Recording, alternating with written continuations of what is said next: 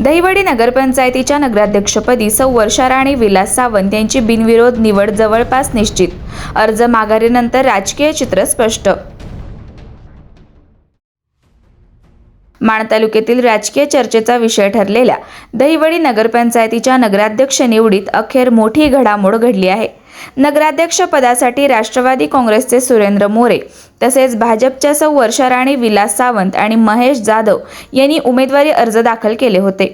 त्यामुळे ही निवडणूक चुरशीची होण्याची शक्यता व्यक्त केली जात होती आणि संपूर्ण माण तालुक्याचे लक्ष या निवडीकडे लागले होते.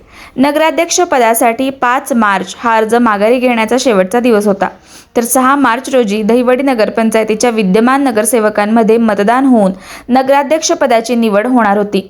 मात्र अर्ज माघारी घ्यायच्या दिवशीच राजकीय समीकरणांमध्ये मोठा बदल झाला. भाजपचे महेश जाधव आणि राष्ट्रवादी काँग्रेसचे सुरेंद्र मोरे यांनी आपले उमेदवारी अर्ज मागे घेतल्यामुळे निवडणुकीतील चुरस संपुष्टात आली. या माघारीनंतर भाजपच्या सौ वर्षा राणी विलास सावंत यांचा एकमेव अर्ज शिल्लक राहिला आहे. त्यामुळे त्यांची दहिवडी नगरपंचायतीच्या नगराध्यक्षपदी बिनविरोध निवड होणे जवळपास निश्चित मानले जात आहे.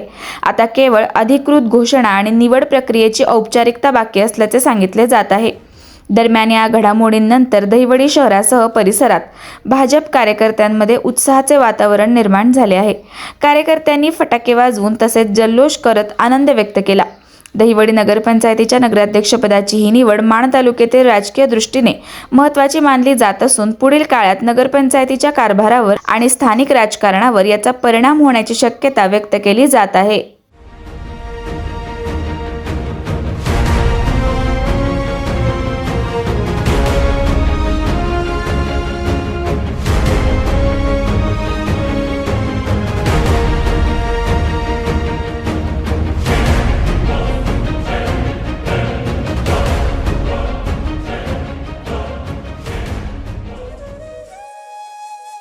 अशाच नवनवीन अपडेट्ससाठी आमच्या खबर गावाकडची या चॅनेलला सबस्क्राईब करा. आमचे व्हिडिओ लाईक करा आणि शेअर करा. धन्यवाद.